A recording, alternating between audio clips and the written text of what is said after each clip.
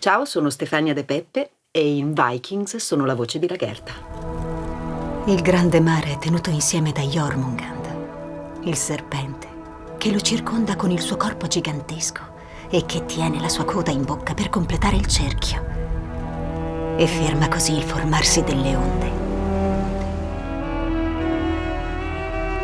E presto il mare fu calmo di nuovo, come se nulla l'avesse disturbato.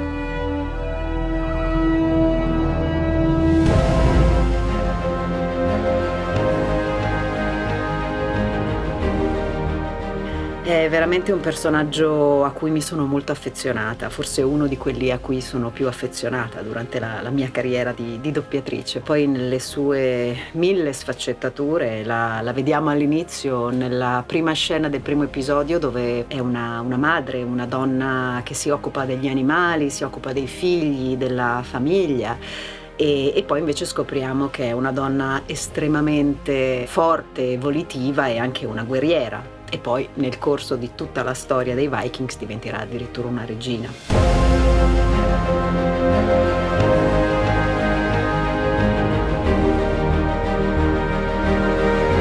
È una donna e una mamma, quindi lei per la famiglia, per i figli, sacrifica tantissime cose, tra cui la sua situazione sentimentale, lascia andare l'amore della sua vita. Lei avrà altre storie durante tutte le varie serie, ma il grande amore della sua vita resterà Ragnar, che però lei riesce a lasciare andare e cerca comunque di voler bene anche poi a quelli che saranno i suoi figli. In realtà poi si creano delle situazioni di potere contro la nuova compagna di Ragnar, che poi appunto Lagertha ucciderà, ma è chiaramente una vichinga, quindi reagisce e opera come una guerriera. Se ci fossero tante Lagertha, probabilmente, e se vogliamo ce le abbiamo ai giorni d'oggi, cioè sono donne volitive, battagliere, che combattono per i loro diritti, la propria famiglia, la propria terra, perché lei anche questo fa, appunto protegge il suo territorio e cerca di affermarsi in un contesto estremamente maschilista, dove quasi tutti i capi sono uomini e lei è forse una delle poche donne che riesce a portare avanti grandi battaglie e a difendere il proprio territorio, la propria famiglia con grande determinazione. Quindi nonostante sia una donna bellissima, perché effettivamente l'attrice è una donna veramente molto bella, spesso mette in secondo piano questo suo lato per tirare fuori il suo carattere, che è estremamente interessante. Frey, signore, fa germogliare in me il seme e dammi un figlio. Fa di me ciò che vuoi. Rendimi cieca o sorda se lo desideri, ma dammi ancora un figlio. Accetta i sacrifici di sangue che noi compiremo per te.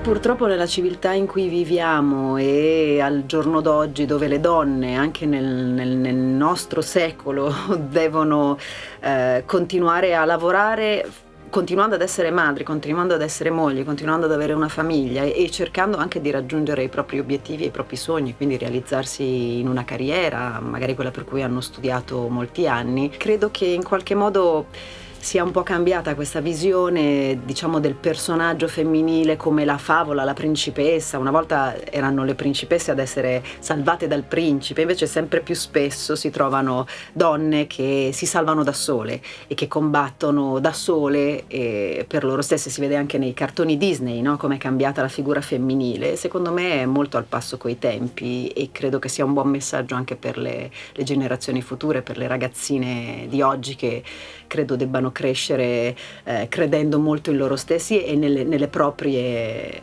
possibilità, nelle proprie forze. Insomma, non dobbiamo per forza affidarci a qualcuno, dobbiamo essere artefici del nostro destino e delle nostre scelte in maniera autonoma.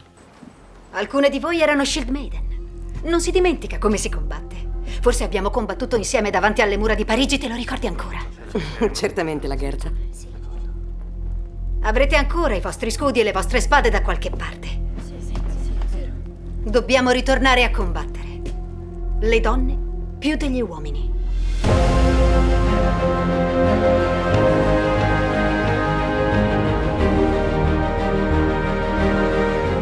Tantissimo, devo dire, sono rimasta molto contenta perché il personaggio di Lagertha è un personaggio abbastanza complesso. Ho cercato di rimanere il più fedele possibile a quello che aveva fatto appunto l'attrice, che pur essendo un'attrice sconosciuta inizialmente è un'attrice molto brava, quindi la difficoltà è stata cercare di rendere, di essere il più reale possibile e cercare di fare esattamente quello che aveva fatto lei. E devo dire che da un punto di vista social mi sono arrivate molti complimenti, questo mi ha fatto davvero piacere perché ci ho messo proprio il cuore nel doppiarla, e spesso mi arrivano dei messaggi dove mi chiedono magari appunto per il compleanno, soprattutto ragazzini giovani, di mandargli magari un audio in cui li saluto facendo tra virgolette la voce di Lagertha, perché poi in realtà è la mia, è semplicemente un po' più caricata rispetto a quella che utilizzo normalmente, e quindi devo dire mi ha fatto un gran piacere.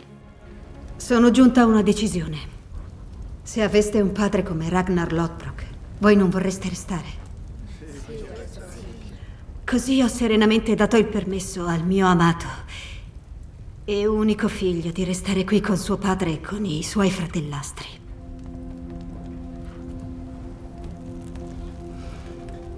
Abbi cura di lui, Ragnar. Lui è tutto ciò che ho.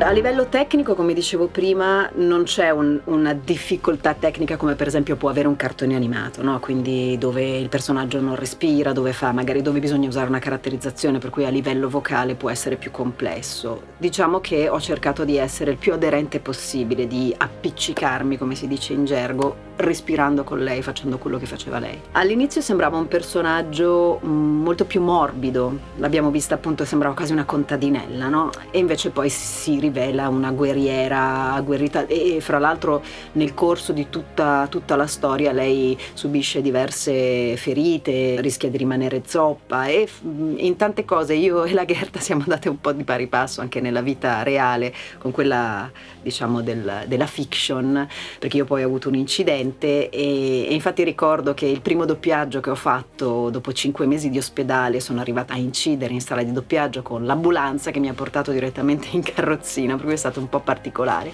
Era proprio una scena dove Lagertha veniva ferita e zoppicava e non riusciva più a camminare, ha camminato per un certo periodo col bastone, per cui c'è stata ancora di più un'immedesimazione nel personaggio, portando quello che era il mio vissuto reale in quello che lei stava interpretando sulla scena. Ci sono diverse scene dove lei è molto intensa e quindi il problema tecnico è riuscire a rendere nello stesso modo la stessa intensità dei sentimenti. La sua evoluzione è stata questa, cioè partire in maniera abbastanza soft per arrivare poi a scene anche piuttosto impegnative e molto, molto forti da un punto di vista interpretativo.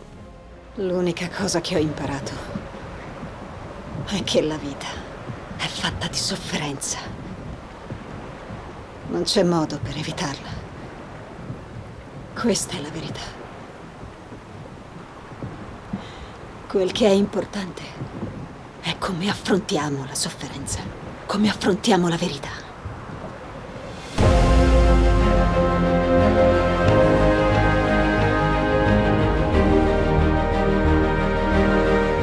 La scena che mi ha commossa realmente è stata quando parla alla tomba di Ragnar, no?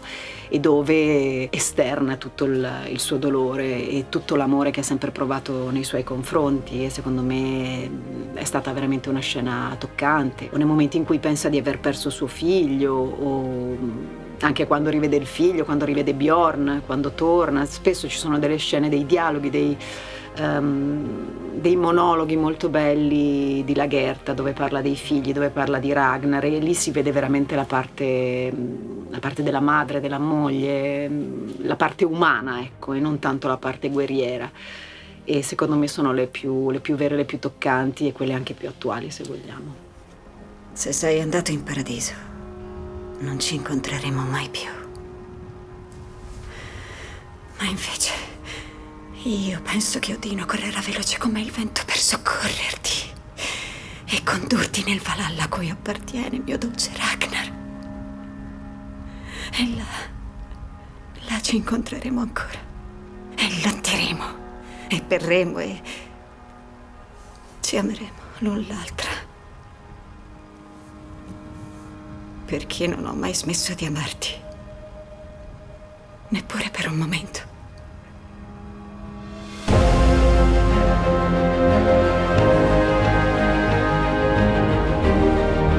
Sempre più raramente si riesce a lavorare in coppia, in sala di doppiaggio. Una volta era molto più frequente, quindi anche le situazioni potevano diventare più divertenti, spesso si sbagliava, si facevano battute, anche i dialoghi erano più veri perché effettivamente c'è un botta e risposta immediato e ci si ascolta di più.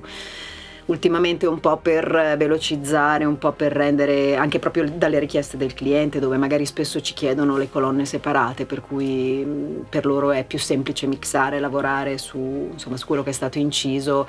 Anche se siamo in due, incidiamo singolarmente. Chiaramente ho lavorato con colleghi che conosco da tantissimo tempo, perché oramai sono 23 anni che faccio questo mestiere, per cui alcuni li ho visti quasi crescere durante questo periodo e ho visto proprio la loro maturazione, ho visto i loro primi turni e ho visto quanto sono diventati bravi nella loro carriera da doppiatori. Sicuramente c'è un bellissimo rapporto con tutti, così con Maurizio, come con Tania, che è la voce di Aslog. C'è un bellissimo rapporto di amicizia, consolidato poi per una serie di vicissitudini anche nella vita quotidiana che abbiamo vissuto insieme, e quindi c'è comunque un bellissimo rapporto, nonostante appunto nella serie loro si odino profondamente. Lo so che puoi sentirmi. Io voglio che tu sappia che non ti perdonerò mai per avermi rubato mio marito e il mio mondo.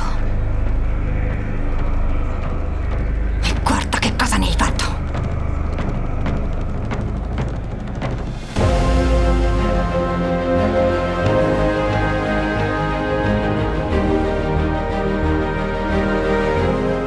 Effettivamente è una serie che mischia un po' la realtà con il mito, cioè la storia con il mito, quindi ci sono personaggi che sono realmente esistiti, ci sono fatti storici che sono realmente esistiti, per esempio con l'arrivo dei vichinghi in Francia, ci sono proprio degli aneddoti che sono reali e che sono attendibili, mischiati poi ovviamente con la parte fiction. Ecco, non è pura fantasia, quello sicuramente, o anche proprio le traversate che hanno fatto i vichinghi all'epoca, addirittura ci sono proprio delle mappe segnate dei viaggi che hanno fatto. Vikings sicuramente è stata forse un po' l'apripista di tutta una serie di fiction e di filoni di un genere un po' pop che sono partiti proprio dopo la primissima stagione di Vikings, e da lì hanno sviluppato tutta una serie di fiction, di film, di spin-off, anche di videogiochi appunto, proprio dove i protagonisti erano i vichinghi, appunto i Vikings.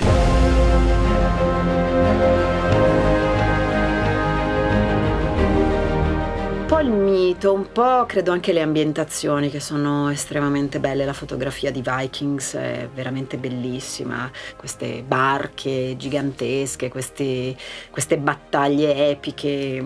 Poi fra l'altro noi spesso abbiamo visto anche i retroscena, per cui dove venivano poi ricostruite a computer tutta una serie di personaggi, di folle, che in realtà poi nell'originale non c'erano inizialmente, dove poi c'è tutta una color correction che rende ancora più bella e interessante la fotografia e diciamo tutto il contesto, per cui, e da lì secondo me molti si sono ispirati, perché hanno cominciato ad apprezzare molto di più una color correction fredda, che è tipica proprio di Vikings, aprendo proprio un filone su quel genere che ultimamente sta andando moltissimo.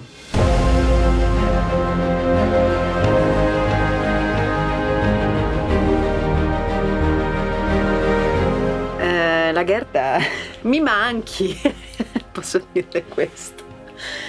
Sì, ha cambiato anche, non soltanto, la guardavo adesso, qui era un po' all'inizio, la Gerda ha cambiato anche fisionomia, ha cambiato trucco, ha cambiato abbigliamento, perché proprio nel corso del tempo si vede la sua evoluzione. Infatti sarebbe bello riuscire proprio a prendere quasi delle foto, no? Dall'inizio fino alla fine, fino a quando diventa quasi una strega, perché c'è un periodo verso la fine che pensano che sia impazzita, e ha questi capelli bianchi. In realtà è sempre bellissima, perché hanno cercato in qualche modo di invecchiarla, ma essendo effettivamente giovane l'attrice ed essendo anche molto bella, ha acquistato ancora più forza, secondo me. Inizialmente era un po' più slavata, diciamo così, questo biondo, insomma un po' privo di carattere, invece poi anche il trucco è diventato molto più forte, questi occhi neri, quasi una maschera, secondo me l'ha resa una supereroina della serie dei vichinghi, sì.